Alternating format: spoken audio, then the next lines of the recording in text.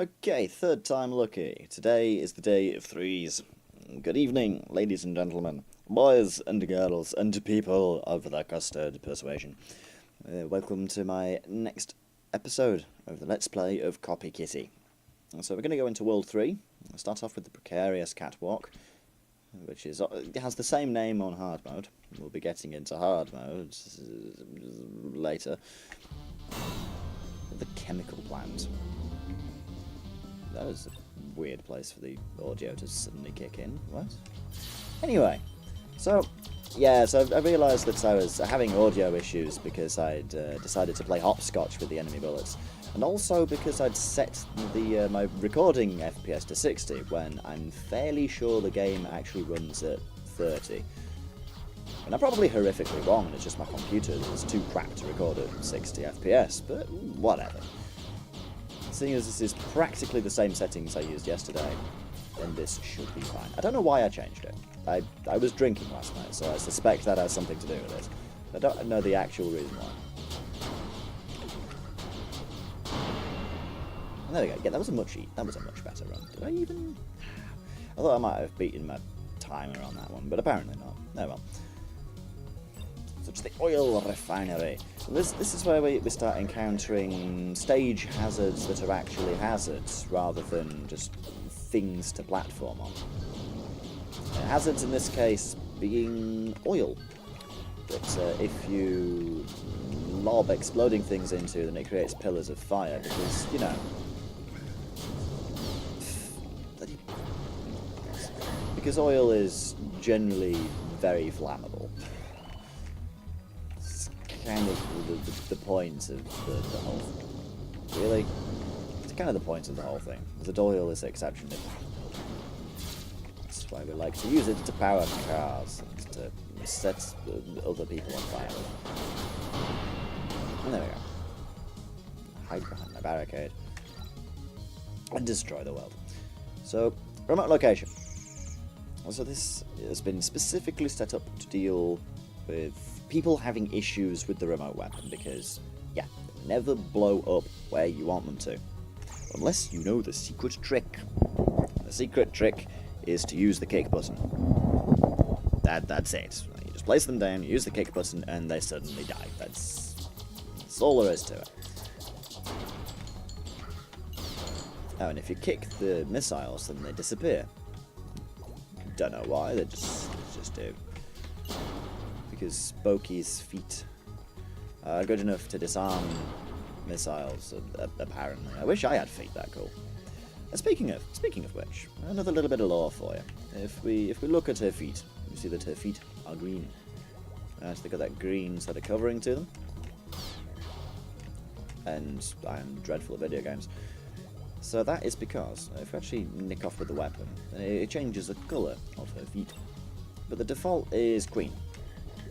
That is because the species that Boki comes from is the Cateria species.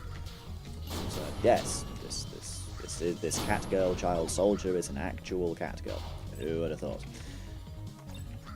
But cause death to all and sundry. Yeah, but the entire point is the diet of this species of cat people is gemstones. So there are subterranean species on the planet of and they literally survive by eating gemstones. So you know, like I said in a previous video about the meowing thing that Boki does in cutscenes, having an explanation in lore, that kind of falls into it. Because the idea is that for this species, that they use meowing to echolocate. And Boki's meowing is actually something that the other members of her species would naturally grow out of. It's actually seen as something incredibly childish and immature. And, ooh, we're about to enter a large facility where you realise there's death traps and explosions. Yes. You see meowing, echolocation, childish. Yes. But the hazards affect enemies too. I will be abusing this a little bit later. Now, so what was I saying? Yes, the thing with Boki's feet. So the thing with Boki's feet is that with them being a subterranean species, they had to develop a method of tunneling. Otherwise, you can't really be a subterranean species if you can't dig. And there's generally in the handbook of the first set of things that you should learn as a tunneling species. So she uses her claws to dig. They are made out of the preferred minerals of the area in question. In Boki's case, being emerald. And after that little lore lesson, we're into the Yorkwal, the mid-boss of World 3. The mid-boss of the chemical plant. He's actually one of my favourites. He's actually one of my favourite mid-bosses in the game. Simply because he's got very predictable attack patterns, but once you master him, then you feel like a bit of a boss. Just dodging all these projectiles and just laying down the mines. Like, oh my god, you have the magical ability to jump into fire that's oddly persistent. And, to completely horrifically mess up the video game. I'll just die. Penis breath. Stand up thing. Yes, there we go. I tried to do that last time straight over the fan and it didn't work. I need to get out more. So, into 3-7, the secret lab. Which is how you know they're evil. Boki is very correct here. It's about synthesizing dangerous weapons. Specifically chemical weapons. Is this what you do in your free time, Savant? You teleporting ant bastard. I have my suspicions. Rain down chemicals. Because I'm sure nobody has a problem with this just raining down chemicals. And making a general mockery of my ability to do no hits. Can you stop? Thank you.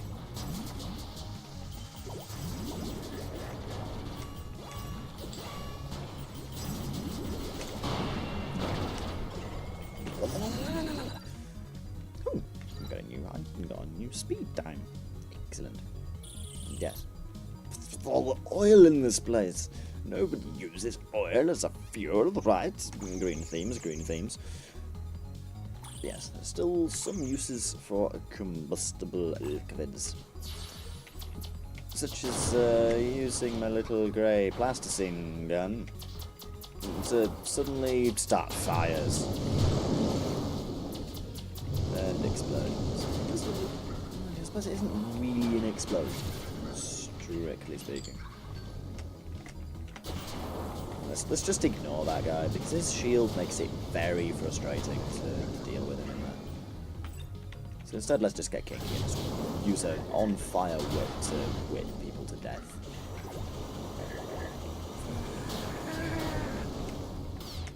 No, I took damage. No. Nope.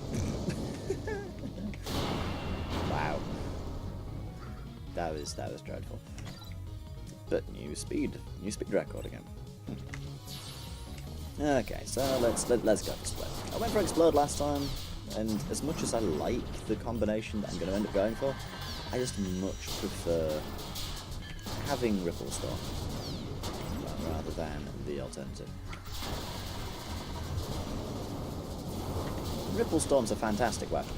I do love it, just because it pierces walls, it splits into lots of projectiles, and it's a tornado. I mean, I have some kind of fascination with tornadoes. Now the Invincible Legion. So this is where we actually get introduced to our third power-up.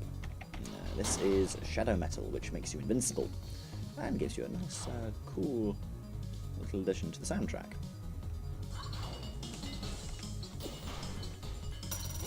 So it gives that kind of industrial metal sort of tone. I mean, it's not exactly Rammstein, but it's still pretty damn cool. We like you very much. just stand here in the middle of all of these enemies and just watch as they die to my phase rockets.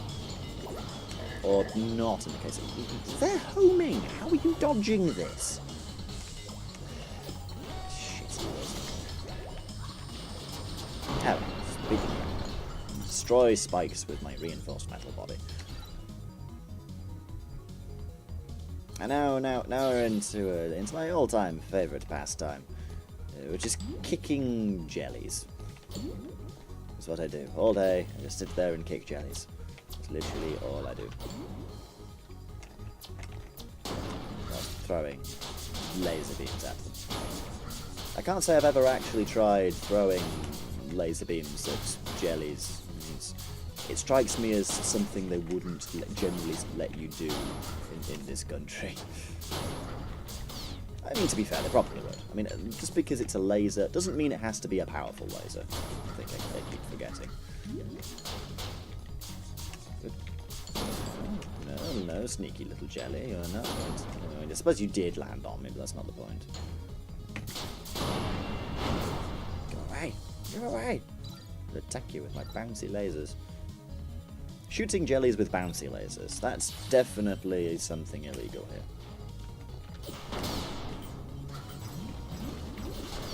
I suspect if that isn't illegal, then it should be.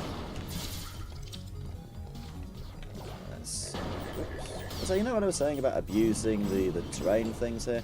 Here's a good example. You can quite literally just... You can just stand there and then just let the enemies go die in a house fire.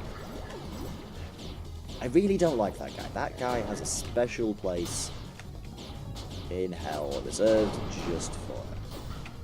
It's the most awkward position imaginable. And now we get into the miasma monster. Miasma monster. Lies. Blatant lies, Savant. We're not going to the factory. The factory is World 5. So we got... Well, you can't kill those enemies before they fuse, unfortunately. Which would make this level a damn sight easier.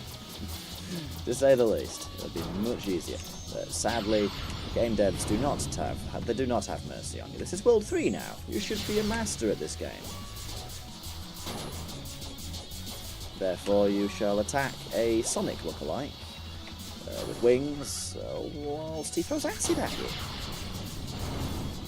Seems 100% legit. Also, I want to see if I can actually do the damage version of this game. I probably can, but let's give it a go.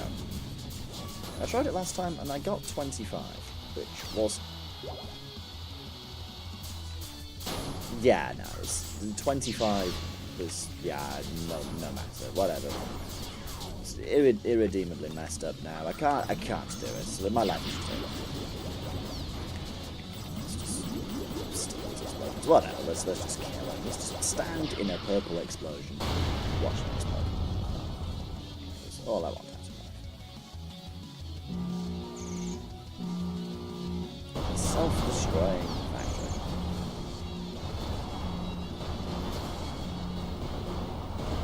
So those exploding edgeguys could be very damn powerful. Oh. So this is going to be voiced by some sort of demon. Niamtanna has escaped the underground. Barricade the tunnels immediately. Do not allow her to reach the factory. I don't actually know if that's how the voice should sound. I really don't know. I haven't the faintest idea. Wow, that was actually quicker than normal. What? Okay, so fit World 4. Fit the underground with these lovely skull green pipe antlered with hands type creatures. We'll be seeing a lot more of these later. Don't worry. But yes, this is a good point to stop the video, and I will see you in the next one.